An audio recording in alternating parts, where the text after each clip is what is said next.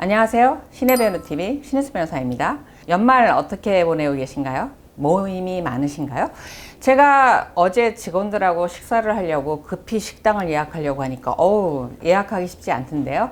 아마 코로나 시국을 지나서 모임이 이제 많이 정상화 됐다라고 보는 것 같습니다. 그래서 모임이 굉장히 많은 계절입니다. 건강 유의하시기 바랍니다. 오늘은 우리가 연말에 모이는 모임에는 동창회라든가 각종 사회에서 만난 이런 각종 모임도 많지만 가족 간의 모임도 연말에 굉장히 많습니다.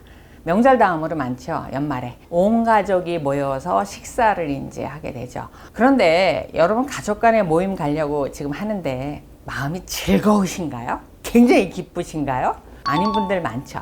일단은 며느리 입장에서 시댁이 그렇게 편하고 즐거운 데는 아니죠. 물론 시부모님이 잘못했다 그런 건 아닌데 왠지 편하지 않아. 사위들도 마찬가지죠. 처갓집 가려면 일단 부담스럽죠. 제일 부담스러운 게 많이 먹어야 되는 거, 맛있게 먹어야 되는 거, 그 다음에 항상 긴장하고 있어야 되는 게 힘들죠. 그거야 사실은 기본적인 예의이기도 하고 편한 가족이 아니니까 죽을 때까지 벗어날 수 없는 불편함, 어려움 이런 거죠. 이혼하러 오시면 구체적으로 왜 아내분들이 시댁에 안 가려고 하고 사위가 처갓집 갔을 때 이런 게 싫었다, 어떤 표현으로 나타날까 제가 한번 정리를 해봤습니다. 일단은 아내들이 시댁에 안 가려고 하는 이유가 나를 종처럼 부린다는 거예요. 종처럼 부려서 도착하자마자 옷 갈아입고 하루 종일 돌아오는 시간까지 한 번을 제대로 앉아보지를 못한다는 거예요. 밥 차리고 치우고 술상 차리고 치우고 시장 봐오고 치우고 심지어는 시어머니가 이제 밀린 이불 빨래나 옷 빨래를 시키기도 하고 이렇게 해서 정말 종처럼 부린다는 거예요. 종처럼. 그렇게 표현하세요. 자기를 종처럼, 하녀처럼 부린다. 어머님들 며느리 올 때쯤 돼서 일 몰아서 이렇게 놓지 마세요. 물론 힘든 건 이해하지만 요즘 며느리들 어쩌다 한 번 오는데 어쩌다 한 번 오는 시댁에를 일하러 오게 할 수는 없지 않습니까? 경제적으로 아주 어려운 거 아니면 이불 빨래 빨래방 가서 좀 하시고요. 거기 세탁기 굉장히 커요. 건조기까지 있어. 냄새도 좋아요. 거기서 빨아갖고는. 그렇게 해주시고, 아니 자기네들이 쓰고 덮고 이런 거는 빨고 가라는 몰라도 그 밀린 빨래 이렇게 모아놓지 마시기 바랍니다. 그게 싫다라고, 힘들다라고 하세요. 솔직히. 그 다음에 일하는 거 좋대요. 근데 며느리가 셋인데 왜 나만 시키냐는 거예요. 그거 정말 비교되고 차별받아서 싫답니다. 더군다나 내가 잘 살고 직업도 좋고 이러면 좋아. 전업주부고 어렵고 더군다나 시어머님이 가끔 한 마씩 컥컥 하시는 말, 시집 올 때 해온 게 없다 이러니까 너 몸으로 때워라 이런 거 같다는 거예요.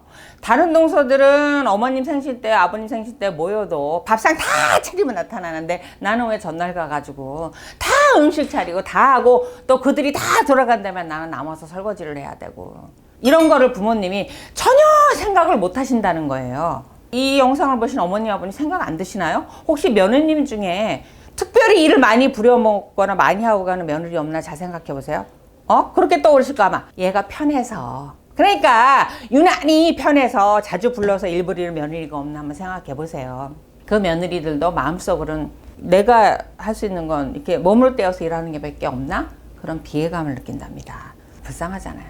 그렇게 하지 마시자고요. 그리고 또 힘든 게 뭐냐면 어머님 아버님이 그렇게 싸우신대요. 가면 70, 80 넘으셔가지고 마치 20, 30대 부부가 싸우는 것처럼 싸우신다는 거예요. 왜 안 씻느냐, 왜 나갔다 늦게 들어오느냐, 경로당에 그 할멈하고는 왜 자꾸 얘기하느냐, 왜 그 할멈 깻잎 밥 먹는데 눌러주느냐 이러고 싸우신다는 거예요. 그러니까 굉장히 민망하대요. 아주 가시방석이래요. 가기만 하면 시어머니 시아버지가 며칠 전에 싸우셨는지 말도 안 하시고, 어머님이 아버지한테 가서 식사하실 거냐고 물어봐라. 아버님한테 가면 안 먹는다고 전해라 이런다는 거예요. 저기 어머님 아버님, 며느리는 있잖아요, 이 집 딸 아니에요. 남의 집 딸이 시집 온 사람이에요. 아무리 아들하고 살고 오래 살았어도 피 안 섞인 사람이에요. 그렇게 부끄러운 걸 막 드러내 보이시면 안 되죠.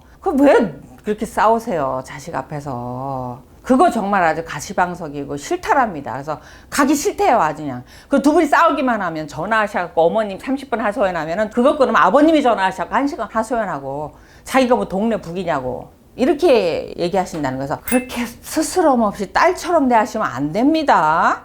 어렵게 하라는 건 아니지만 우리 부끄럽고 좀 이렇게 수치스러운 건 감추시자고요. 좀 감추는 척이라도.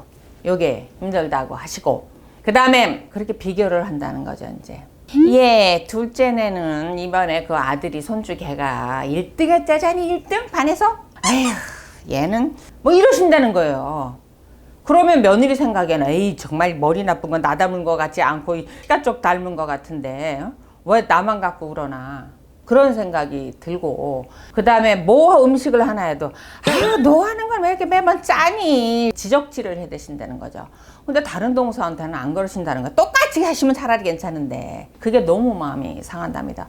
그러면은 1년에 설날, 명절, 생신 때, 어버이날, 연말 이렇게 5번 갔던 게 4번으로 주고 3번으로 주고 명절도 한 번만 가게 해도 이렇게 되는 거죠 이제. 그래서 아들 내외가 시댁에 오는 걸 꺼려하고 한다 그러면 솔직히 뭐 아들이 싫다고 하겠어요? 며느리가 싫다고 하지? 그러니까 며느리가 왜 싫어할까 이렇게 생각을 해보세요. 물론 힘드시겠죠. 부모님도 사는 거 힘드시고. 그렇지만 아들 며느리한테 이렇게 허물없이 막 하시면 안 됩니다. 그들 생활도 존중해 주시고 좀 배려해 주시고 인격적으로 대우해 주시고 부끄러운 거 감추시고 이렇게 하셔야 되는 거죠. 그러면은 자주 오겠죠. 그래서 애들이 발을 끊었다 생각하면 두 분도 좀 반성할 여지가 있지 않을까 한번 되돌아보시기 바랍니다. 그리고 이번에는 사이들이 이제 처갓집 가기 부담스러운 거예요. 일단 기본적으로 요즘은 사이들이 처갓집을 잘 가요. 왜냐하면 시대가 변하다 보니까 보조양자 이런 부분에서도 장모님이 많이 도와주시고 반찬 살림도 장모님이 많이 도와주세요. 왜냐?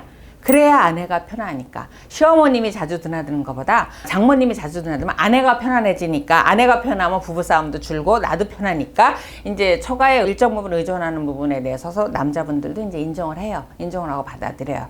그리고 많이 노력들을 하는데, 그래도 제가 늘상 말씀드리지만 며느리가 시어머니를 부담스러워하는 거에 100배를 사이가 장모님을 부담스러워해요. 근데 그걸 잘 모르시죠, 장모님들은. 왜냐? 내가 도와주니까, 고마우니까 당연히 날 좋아할 거라고 생각하는데, 날 도와주고 도움을 받아서 고마운 거하고 좋고 싫은 건 별개입니다.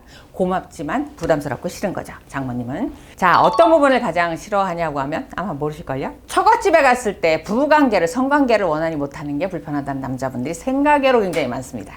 그래서 이혼소송 하겠다는 남자분들 중에 이렇게 보면은 직장 때문에 이제 이렇게 떨어져 사는 주말 부부였어요. 그 주말에만 집에 오는데 주말에 또 왔다고 딸하고 사이를 불러요, 처갓집에서. 그 처갓집을 간답니다. 그럼 방이 장인 장모가 쓰시고 결혼 안 한 처제가 쓰고 처남이 쓰고 하면은 꼭 거실에다 재운다는 거예요. 그러니까 주말 부부여서 주말에 오면 한창 혈기 좋은 나이에 부부관계도 하고 그래야 되는데 처갓집 거실에서 재우니까 3년 동안 부부관계를 못 해봤다 뭐 이런 얘기를.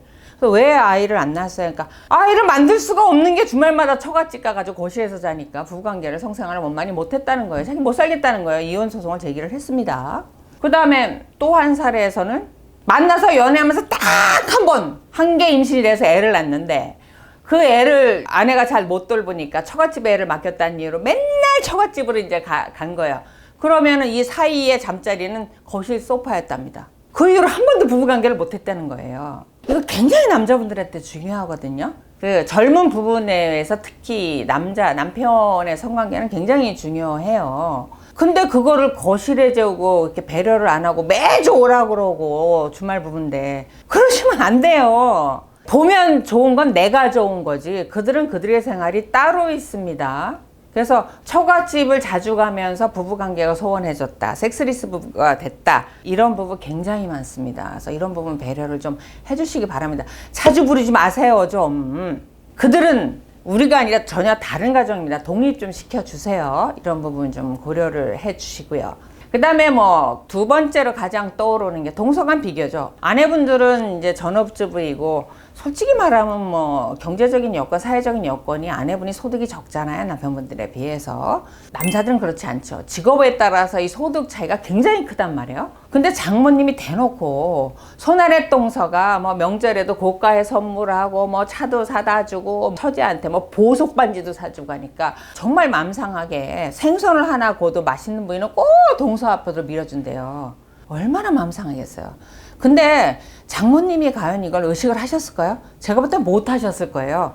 그냥 이쁘고 고마우니까 그냥 부지불식간에 나온 거죠. 미처 배려를 못한 거죠. 그 생선을 자기는 돈 상대적으로 못 번다고 서운한 사이는 생각을 못하고 그저 이쁜 사이한테 그냥 나도 모르게 갖다 밀어준 거죠, 반찬을. 굉장히 자존심 상한다고 합니다. 굉장히. 오늘부터 자녀분 내가 오면 나는 어떻게 하고 있는가 잘 생각해 보시고, 오히려 돈 못 벌고 이렇게 짠한 사위 며느리 오면 오히려 그 앞으로 좀 반찬 좀 밀어주세요. 잘난 사람은요, 돈 잘 버는 사람은요, 그런 거 안 받아도 자존심 안 상해요.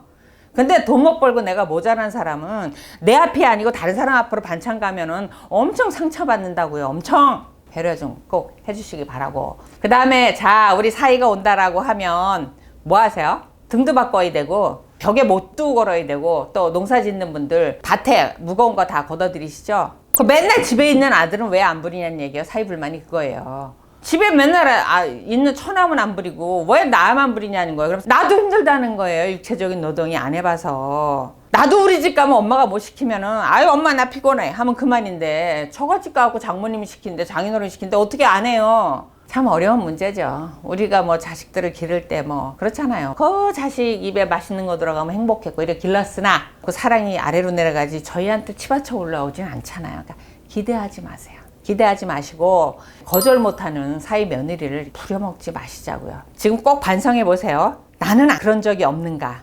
그리고 조금 없이 살고 못 살고 능력이 부족한 그 사위 며느리한테 선물을 해도 좀 더 비싼 거, 좀 더 좋은 게 해주세요. 그래야 뒤탈이 없습니다. 그래서 만약에 이 아들, 딸 내외가 친정이나 시가에 왔다 가서 집에 가서 부부싸움을 한다 라고 하면 이 네 분이 문제가 있는 거죠. 지금 장인, 장모님, 시어머니, 시아버지 문제가 있으신 겁니다. 며느리가 표독해서 그런다, 못돼서 그런다, 사이가 못돼 먹었다, 배운 게 없다 이렇게 표현하지 마시고, 왜 우리 집에 왔다 가면 이들이 싸우는가에 대해서 부모님들이 좀 반성 좀 하시기 바랍니다. 부모님들이 좀 배려하세요. 최소한 그들도 부부가 맞춰서 사는데 힘든데 부모까지 껴서 그들의 감정을 벌어지게 해서는 안 되잖아요. 우린 부모니까 배려하시자고요. 오늘 영상 도움이 되셨다면 좋아요, 구독하기 눌러주시기 바랍니다.